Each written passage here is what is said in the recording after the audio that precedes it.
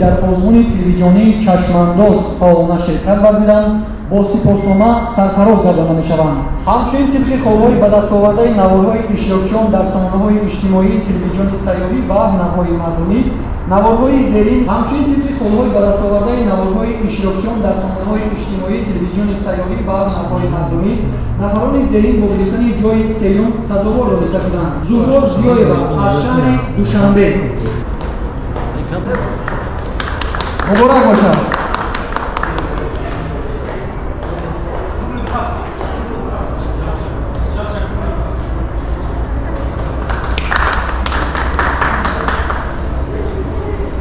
همچنین سزاوار جای سوم فروخ یکیمов از ناحیه فیض‌آباد دانسته شد. مرحمت. همچنین جهت نوارهای بهترین به عنوان آزمون تلویزیونی چشمانداز فروخ یکیمov نیز به جای سوم سرفراز گردانده می‌شود. مبارک باشد.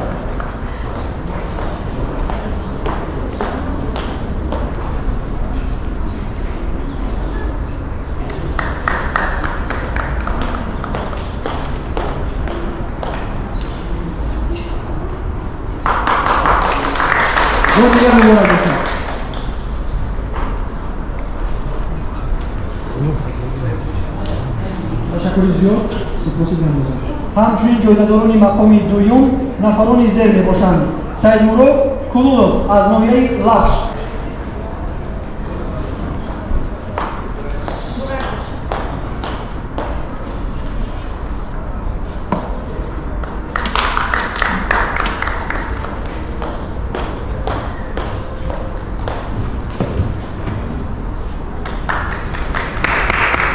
سعیدزاده گلنازه از شهر دوشنبه. مبارک باشد.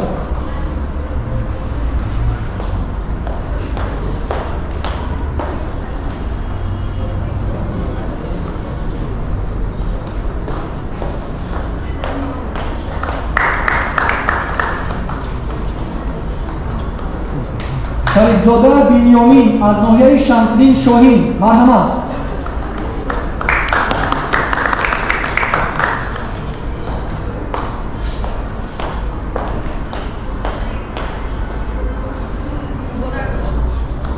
مبارک باشد.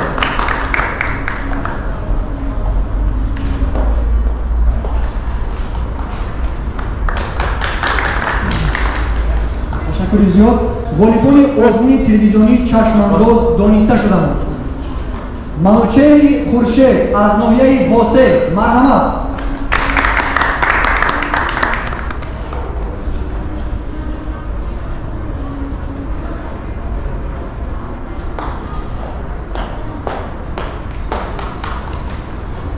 مبارک باشد.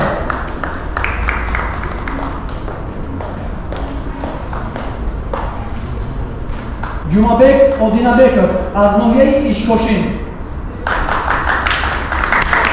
بنابر سبب که جمعبک آدینابکov از ناحیه اشکاشین شخصا اشتراک کردن نتوانستند، اینها ما تفاوتشان را به نماینده آنها می‌سپاریم. مرحمت.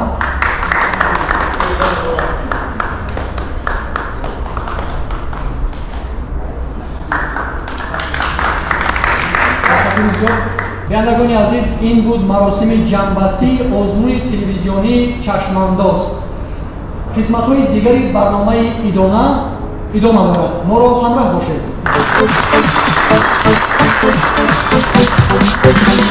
دارم دیاری گل بسر شکرانه میکنم، گلزارهایش سبز و تر شکرانه میکنم.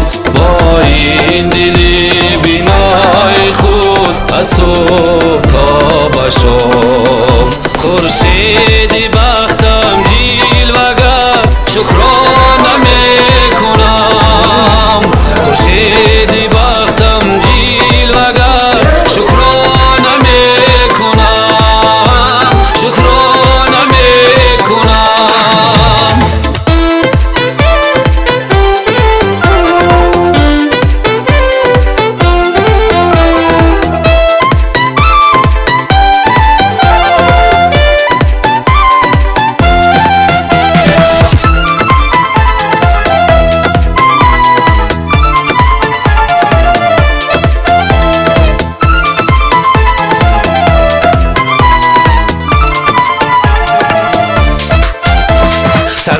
عشق هر یک کاری من نامی نکوی حق از خواب خیزم